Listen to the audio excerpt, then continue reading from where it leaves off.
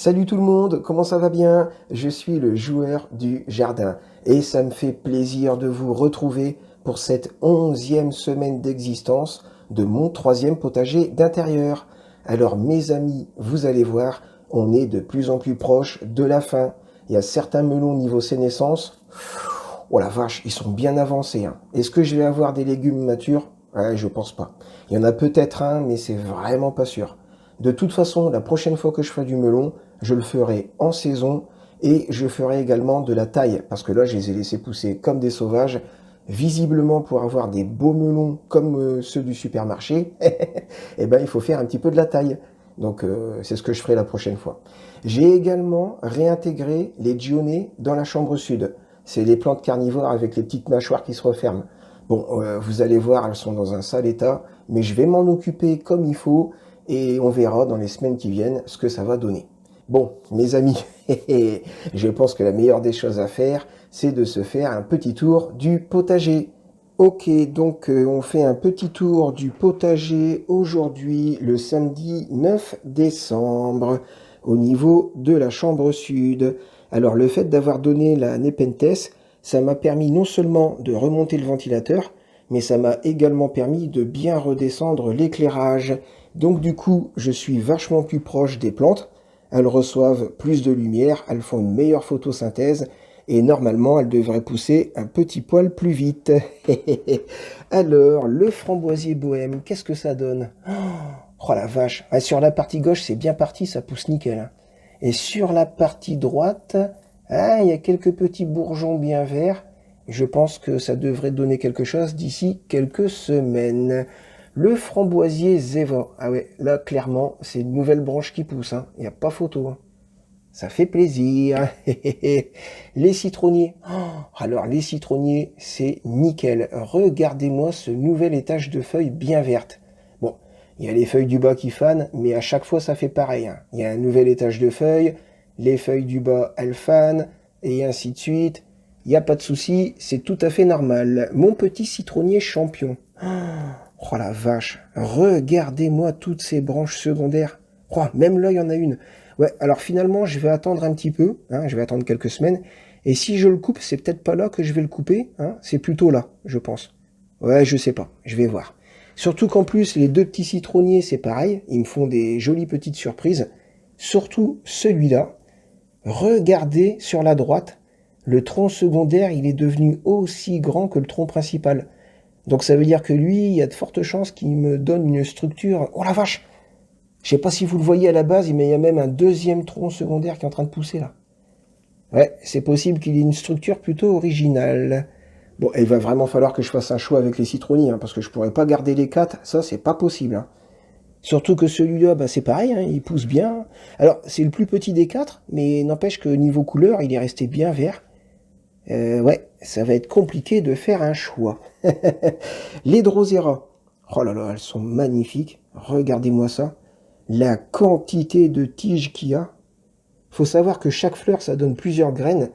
Donc là, niveau graines, il va y en avoir une quantité complètement hallucinante, hein. Et ça se reproduit tout seul, hein, les Drosera. C'est vraiment, il suffit juste de mettre de l'eau et puis c'est tout, hein. Regardez là. Là, ici. Ça, tout ça là, c'est des mini Drosera. Ça, c'est pareil. Là-bas, c'est pareil. Là aussi, c'est une mini Drosera. Là-bas, c'est la même chose. D'ailleurs, c'est pas pour rien que j'ai ma future petite armée qui continue de grandir. Alors, semaine après semaine, à chaque fois, je dis, il va falloir que je les rempote, il va falloir que je les rempote, mais là, il va vraiment falloir que je le fasse, hein. Et là, ici, c'est les Dionnées. J'ai réintégré les Dionnées dans la chambre sud. Alors, elles sont un petit peu en sale état, hein, mais j'ai été voir sur Internet et visiblement, si on veut les garder pendant plusieurs années, il faut les faire souffrir un petit peu. Donc là, je les ai un petit peu fait souffrir. Après, je vais leur faire quelques petits soins. Et puis, on verra ce que ça va donner, hein, tout simplement. Ok. Alors maintenant, on va checker la chambre nord. La pièce maîtresse de ce troisième potager d'intérieur. Et ça devient vraiment un truc de ouf, hein. Là, le melon, là, celui-là, là, il m'arrive à peu près au niveau du pif. Donc, ouais, c'est vachement grand. Alors, les Sarracenia. Les Sarracenia, je sais pas du tout ce que je vais en faire. Elles sont magnifiques. Les fleurs, elles ont une durée de vie complètement hallucinante. Celle-là, ça fait plusieurs mois qu'elle est là. Celle-là, ça fait plusieurs semaines. Ouais, comme je le disais, la couleur, elle est magnifique. Mais le problème, c'est que ça prend quand même pas mal de place, hein. Vous avez vu le volume que ça prend là? Si je donnais les Sarracenia, je pourrais rajouter deux pots de 30 par 30 comme ceux-là là. Donc ouais, je sais pas trop. Est-ce que je les garde? Est-ce que je les donne? Pour l'instant, ouais, je sais pas. Et la monoculture de melon, haha. Alors comme vous pouvez le constater, il y a certains pieds, niveau sénescence, on est quand même plutôt pas mal, hein. Bon, ça on peut rien y faire, hein. Ça fait partie du cycle de vie de la plante. Donc les feuilles qui jaunissent, c'est normal. Maintenant, niveau melon. Alors, on va faire le tour des melons. Là, ici, il y a le tout premier melon à être apparu. Bon, il continue de grossir, mais je pense pas qu'il arrivera jusqu'à maturité. Là, il doit faire environ, je dirais, 8 cm de diamètre, à peu près. Bon, quand on regarde la taille d'un melon charentais, c'est quand même vachement plus gros que ça, hein. Ensuite, le deuxième melon, c'est celui là-bas au fond. Oh la vache! Ah, il a pas mal grossi quand même, hein. Ah ouais, il a pas mal grossi. Mais enfin, vu l'état de la plante, je pense que ça va être compliqué quand même, hein. Là, je dirais qu'il fait environ, allez, peut-être 9 cm de diamètre à peu près, maximum. Mon troisième melon, c'est celui-là. Alors, lui, j'ai pas mal d'espoir quand même, parce que mine de rien, en une semaine de temps, il a littéralement doublé de taille. Vous voyez, la semaine dernière, il faisait 2 doigts et demi en diamètre. Voilà, comme vous pouvez le constater, hein, il a clairement doublé de taille. Et en plus, la plante, elle est en très bon état, hein. Il y a pas mal de feuilles bien vertes. Bon, il y a un petit début d'anthracnose très léger, mais sinon, globalement, la plante, elle se porte plutôt pas mal, hein. Donc, ouais, ce melon-là, j'ai pas mal d'espoir. Et mon quatrième melon, celui sur lequel j'ai alors vraiment de très très très gros espoirs, c'est celui-là. Oh la vache! Oh, ah ouais, il est vraiment énorme. Lui, sans problème, je pense qu'il fait 10, ouais, peut-être même, ouais, 10, 11 cm de diamètre, un truc dans le genre. Il y a peut-être moyen qu'il arrive à maturité, celui-là. Ouais, je sais pas. De toute façon, vous avez vu la taille de mon doigt, la taille du melon, donc ça vous donne un peu une idée du machin, quoi.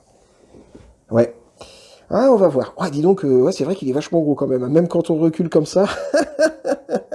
Donc, c'était ma monoculture de melon, qui est en train d'arriver en fin de vie, hein, surtout pour ces trois pieds-là, là.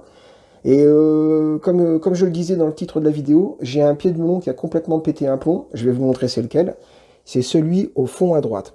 Alors, j'ai 4 melons, d'accord, hein. Celui-là là-bas, le petit ici, le gros là, et celui-là. Et sur le pied au fond à droite, vous allez voir, j'ai un melon. Alors, c'est sûr et certain, ça c'est un melon en formation. Pourquoi c'est sûr et certain? Parce que là, ici, là, hop, on a une fleur de melon non fécondée. Vous avez vu le bulbe, il reste petit comme ça, là. Là, quand le bulbe il commence à faire 3 ou 4 fois la taille d'un bulbe non fécondé, ça veut dire que c'est un bulbe fécondé. Donc là, il y a clairement un melon qui est en train de pousser. Mais attendez, vous allez voir pourquoi je dis que cette plante, elle a pété un plomb. Parce qu'il y a un melon qui est en train de pousser, mais là, ici, il y a un deuxième melon qui est en train de pousser. Là-bas, il y a un troisième melon. Là, il y en a un quatrième. Et là, je pense même qu'il y en a un cinquième qui est en train de pointer le bout de son nez. Donc, sachant que la plante, elle est... Ouais, il y a quand même pas mal de feuilles de fané. C'est peu probable, voire même impossible, qu'il y en ait au moins un qui arrive à maturité. Ce que je vais faire quand même, c'est que je vais tous les couper. Et je pense que le seul que je vais garder, c'est celui-là. Ça m'a l'air d'être le plus gros des 5. Et on verra bien ce que ça va donner. Ok, alors je vous ai réservé une petite surprise avant de passer à la conclusion de cette vidéo. Je vais vous montrer les soins que j'ai apportés pour les deux plantes carnivores de A à Z. Alors évidemment, hein, j'ai mis tout ça en vitesse accélérée parce que en temps réel, ça m'a pris 30-35 minutes. Je pense pas que vous avez envie de me regarder pendant 35 minutes à gratter du terreau, à ramasser des débris végétaux, à couper des feuilles fanées. Donc je vous ai mis tout ça en vitesse, oh la vache, je suis en vitesse x15 je crois, un truc dans le genre, ou x20, je sais plus, histoire que ça soit beaucoup plus rapide.